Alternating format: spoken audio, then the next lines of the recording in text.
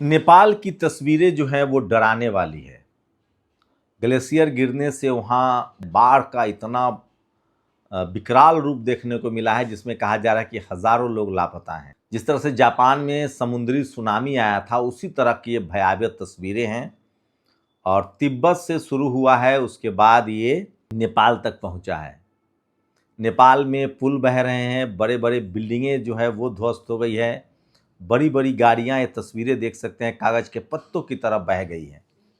तो ये बड़ी प्राकृतिक आपदा है और भारत और चीन की सरकारों ने मदद करना शुरू कर दिया है। तो पहाड़ में लगातार जो निर्माण चल रहे हैं, उसकी भी वजह बताई जा रही है। 10 से ज़्यादा बड़े हाइड्रो प्रोजेक्ट इसमें तबाह हुए हैं। तो लगातार जिस तरह से नेचर से खिलवाड़ हो रहा है, उसको भी वजह बताया जा रहा है। तो ये सबसे बड़ी खबर है और कहा जा रहा है कि बिहार में भी इसका असर होगा, खासकर भारत के बिहार राज्य में, और जो कोशी का इलाका है वो इसकी चपेट में आ सकते हैं। तो आप नेपाल में भी कुछ लोग के गायब होने की खबर है, और अगर आप बिहार से हैं, कोसी से हैं और भागलपुर, आपको बता दें कि, या फिर मुजफ्फरपुर हैं, आप चंपारण से हैं, तो सतर्क रहें, मुजफ्फरपुर में सतर्क रहें। और हर साल वहाँ बाढ़ भी आता है। तो ये सबसे बड़ी खबर है और दुखद खबर है। साथ ही सोचिए, सरकार लगातार सरकारी संपत्तियों को पब्लिक के हाथों में दे रही है। डीआरडीओ को भी अब निजीकरण किया जा रहा है। सोचिए, डीआरडीओ जो सेना के लिए हथियार बनाती है, भारत सरकार की एक पब्लिक सेक्टर कंपनी है, पीएसयू। इसरो को पहले ही इसरो के बहुत सारे काम को आउटसोर्स कर दिया गया है। सैनिक स्कूल में भी सुने हैं कि भागीदारी बढ़ाई जा रही है। राहुल गांधी ने आरोप लगाया था कि आरएसएस के कंट्रोल में है। तो सोचिए, सरकारी संपत्ति तोड़ना अपराध है, लेकिन सरकारी संपत्तियों को लगातार निजी हाथों में देना कितना खतरनाक है। ये तस्वीर है लखनऊ की, जिसे अखिलेश यादव के समय से बनाया गया था, जिनपिक। 106 कमरों का ये होटल भी है, यहाँ जिम है, स्पोर्ट्स कॉम्प्लेक्स है, तमाम सुविधाएं अब इसको भी निजी कंपनियों को दिया जा रहा है। वही कहा जा रहा है कि 16 और एयरपोर्ट जो है वो निजी कंपनियों को दिया जाएगा। मतलब पहले ही 49% नौकरियां जो हैं वो सरकारी जो कंपनियां थी उनका निजीकरण हो रहा है। उसमें 49% नौकरियां जो है पहले ही एडहॉक पर हैं, ठेके पर हैं। कॉलेज यूनिवर्सिटी में भी ठेके पर टीचर आ रहे हैं, परमानेंट नहीं हो रहा है। तो क्या लगता है, ये सब कुछ ऐसे ही हो रहा है? ये सब प्लानिंग से हो रहा है, जानबूझकर हो रहा है। देश की तमाम संपत्तियों को जानबूझकर निजी हाथों में सौंपा जा रहा है, कॉरपोरेट के हवाले किया जा रहा है। अटल बिहारी वाजपेयी के समय तो एक मंत्रालय बना दिया गया था, विनिवेश मंत्रालय, डिसइन्वेस्टमेंट मिनिस्ट्री, और तमाम अपने दोस्तों को और फायदा कराने वाले को इस तरह की कंपनियां दी जाती है। इसकी एक उदाहरण बता रहा हूं। बीजेपी को सबसे ज्यादा चंदा मिलता है, कॉरपोरेट चंदा। उसके पास 10,000 करोड़ रुपए की संपत्ति है, बीजेपी के पास चंदा है। आप पता कर लीजिए, हेमंत सोरेन भी मुख्यमंत्री है, उनको कितना चंदा मिला है। और सवाल है कि इतना चंदा कांग्रेस को भी नहीं मिलता था। कांग्रेस को भी चंदा मिलता है, लेकिन इतना नहीं मिलता था जितना बीजेपी को मिल रहा है। अब इस देश में कॉरपोरेट कितने दानी हैं आपको तो पता ही है। 10 लाख करोड़ रुपए कॉरपोरेट का राइट ऑफ कर दिया गया है, माफ कर दिया गया है, जो उन्होंने बैंक के लोन ले रखे थे या जो उन पर टैक्स बनता था, जिस भी तरह से देना था। इस देश में दलित, पिछड़े, किसान, आदिवासी, अल्पसंख्यकों की पार्टियों को चंदा नहीं मिलता है, क्योंकि जो धन्ना सेठ हैं इस देश के, उनकी भी एक जाति है और उनकी वैचारिक सहमति नहीं है इन सपा, बसपा, आरजेडी, जेडीयू से, इसलिए इनको वो चंदा नहीं देते, जबकि काम वहां भी करते हैं। तो पूरा कॉरपोरेट जो है इस देश पर हावी हो रहा है। सोचिए, एक सीएसआर फंड बना था, सोशल रिस्पॉन्सिबिलिटी, तमाम कंपनियों को अपने कमाई का कुछ हिस्सा सामाजिक कामों में खर्च करना था, ये कानून है।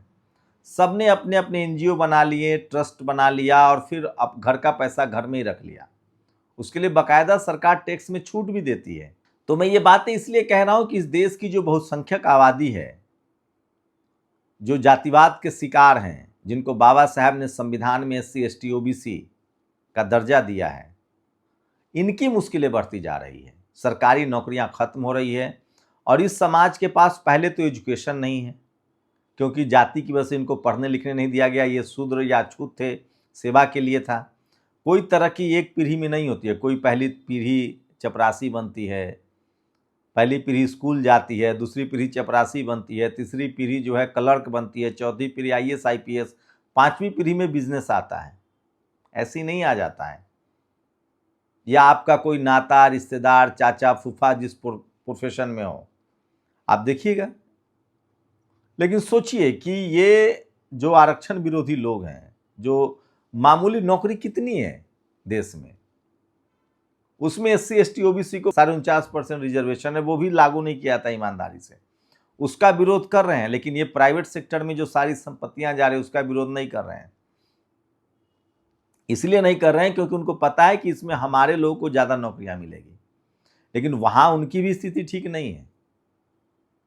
तो जानबूझकर सरकारी नौकरियों को प्राइवेटाइज किया जा रहा है, जानबूझकर सरकारी कंपनियों को निजी क्षेत्र में दिया जा रहा है।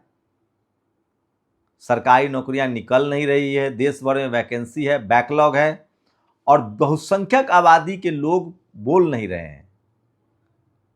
बहुसंख्यक जो आबादी है 85-90%, उनके एक तो 50% लोग अभी भी अशिक्षित हैं, वो सेवा के काम कर रहे हैं। अब सेवा के काम में कोई बुराई नहीं है, लेकिन वहां इतना कम पैसा है, इतना मेहनताना कम है कि आप पीढ़ी दर पीढ़ी एक ही काम में लगे रहेंगे। जैसे कोई सफाई कर्मचारी और उसको 8,000 12,000 रुपये मिल रहा है, या 16,000 20,000 मिल रहा है। आज के डेट में क्या होगा 20,000 में? ये 20,000 25,000 की तनख्वाह शहर में मिलेगी, वहाँ क्या होगा उनसे? तो वो पीढ़ी दर पीढ़ी सफाई कर्मचारी रह जाएंगे। लेकिन अगर उनको 1,00,000 रुपये मिलता तो वो अपने बच्चों को पढ़ाते लिखाते। ये बड़ी कॉन्स्पिरेसी है। दुनिया भर के देशों में प्लम्बर हैं, लकड़ी का काम, लोहे का काम, सफाई का काम लोग करते हैं, जहाँ तकनीक का भी इस्तेमाल होता है। लेकिन वहाँ इतना बेहतर, आप ऑस्ट्रेलिया में, अमेरिका में, जर्मनी में, फ्रांस में, यूरोप में डिलीवरी, यहाँ तक कि मिडिल ईस्ट में भी आप गार्ड का भी नौकरी करते हैं तो आपको इतनी अच्छी सैलरी मिलती है जिससे आप आगे बढ़ सकते हैं। भारत में जानबूझकर जो मेहनतकश लोग हैं उनकी तनख्वाह इतनी कम रखी गई है, इतनी कम पैसे दिए जाते हैं ताकि वो पीढ़ी दर पीढ़ी उसी प्रोफेशन में फंसे रहें। और ये महीन जातिवाद है। इससे निकलने का ही रास्ता था स्कूल, अस्पताल। घर में कोई पढ़ लिख गया, वो नौकरी में चला गया तो उसका पूरा परिवार और जनरेशन चेंज हो जाता था। जब तक लोग पढ़े लिखे नहीं हो जाएंगे, जब तक जो मेहनत का काम है, जो श्रमिक हैं, उनमें क्राइसिस नहीं होगी श्रमिकों के, तब तक उनकी सैलरी नहीं बढ़ेगी। तो यहाँ कोशिश हो रही है कि मैक्सिमम लोगों को श्रमिक ही बना के रखा जाए, उनको स्कूल अस्पताल न जाने दिया जाए, पढ़ने न दिया जाए। उनको मजदूर, फैक्ट्री में मजदूर, या वो डिलीवरी बॉय हो जाए, या वो मजदूरी करे, टैक्सी चलाए, सब्जी बेचे, इतना कम कमाए कि बस उनका गुजारा हो जाए। इसलिए सारे नौकरियों को प्राइवेटाइज किया जा रहा है, आरक्षण नहीं खत्म करके उसको दूसरे तरीके से खत्म किया जा रहा है। ये महीन खेल है जिसको आपको समझने के लिए बहुत पढ़ना लिखना पड़ेगा। चूंकि बात विदेश की हो रही है तो आरएसएस का जमकर अमेरिका में विरोध हो रहा है, लेकिन आपको कोई टीवी अखबार नहीं दिखाएगा, क्योंकि आरएसएस की जाति और टीवी अखबार की जाति एकदम सेम है। यही अगर राहुल गांधी, अखिलेश यादव, किसी विपक्षी दल का वहाँ कार्यक्रम होता और उनका विरोध होता तो पूरी टीवी चैनल में बहस होता। वही टीवी चैनल आरक्षण को लेकर एक और झूठ फैला रहे हैं। वो कह रहे हैं कि किसने किसका हक खा लिया, जबकि जाति जनगणना हो नहीं रही है। तो जाति जनगणना भी बड़ा गंभीर मुद्दा है।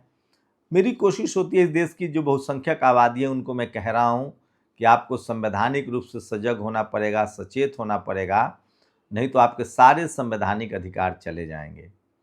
आपको सोशल मीडिया पर आना पड़ेगा, आपको अपने संवैधानिक अधिकारों के लिए लिखना पड़ेगा। बहुत लोगों की संख्या बढ़ी है, लेकिन अभी बहुत कम है। मैं बार बार कह रहा हूँ, जो युवा हैं, जो पढ़ते लिखते हैं, कॉलेज में, यूनिवर्सिटी में हैं, वो भी सजग रहें और सोशल मीडिया पर ज़रूर आएँ। आप टाइम, अगर आप स्टूडेंट हैं या कोई काम कर रहे हैं तो अपने हिसाब से उसको हैंडल करें, लेकिन आपको सोशल मीडिया से जुड़ना चाहिए। फेसबुक हो, एक्स हो, लिंक्डइन हो, एक्स हो, कम से कम जो सरोकार की खबरें हैं उसको भी देखिए। आप छात्र हैं तो मनोरंजन के लिए कम इस्तेमाल कीजिए, लेकिन अपने संवैधानिक अधिकार के लिए देखिए, नहीं तो ऐसा ना हो कि पेपर लीक होता रहे, आपकी नौकरियां ही न बचे।